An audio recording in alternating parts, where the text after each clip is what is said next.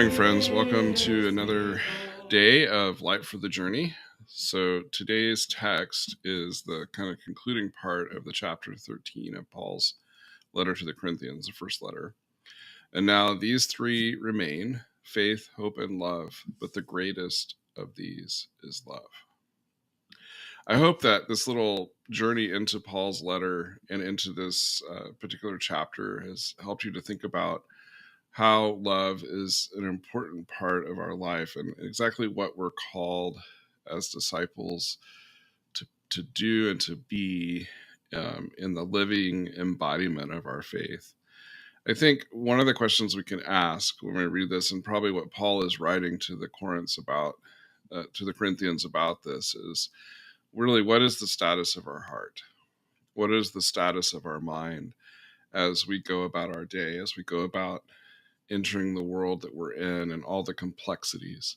And boy, what a complex world we have between COVID and the challenges with Russia and the Ukraine, in our own political strife and just our own personal struggles and economic difficulties, all the different things that sort of put pressures on us, whatever that might be.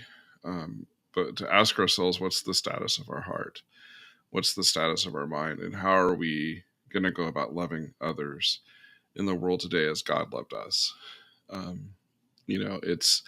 It's at the heart of what Paul was saying to these, just this sort of ragamuffin group of people in Corinth who were trying to figure out how to be church, who were being mean to each other, who were trying to figure out who the greatest apostle was and who they should listen to, and who were bringing too much food to the potluck, and who were doing all kinds of things and just not figuring things out like they should. And Paul says to them, love is the greatest thing that you have.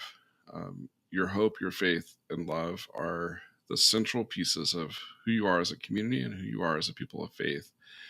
And love is the overriding power that God gives us.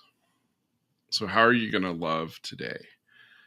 How is your heart oriented towards loving others? How is your mind leading you to love others?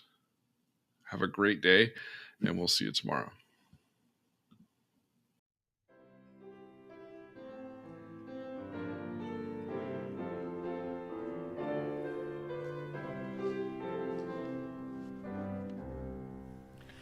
God is here as we, his people, meet to offer praise and prayer. May we find in fuller measure what it is in Christ we share. Here as in the world around us, all our varied skills and arts wait the coming of his Spirit into open minds and hearts.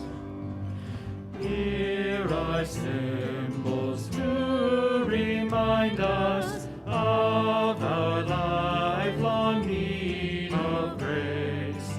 Here are table, font, and pulpit. Here the cross has central place.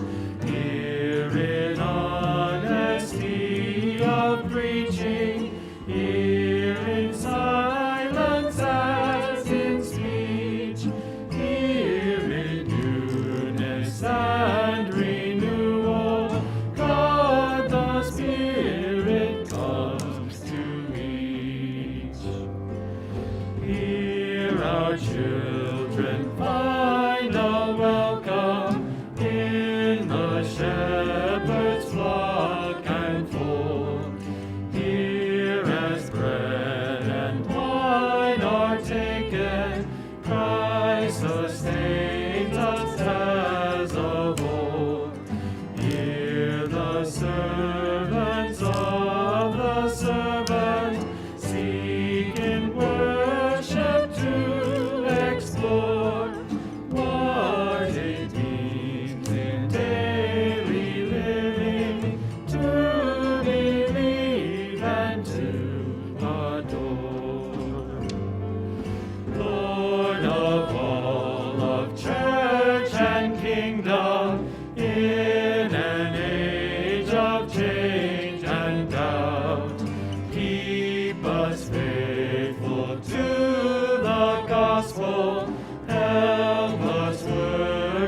the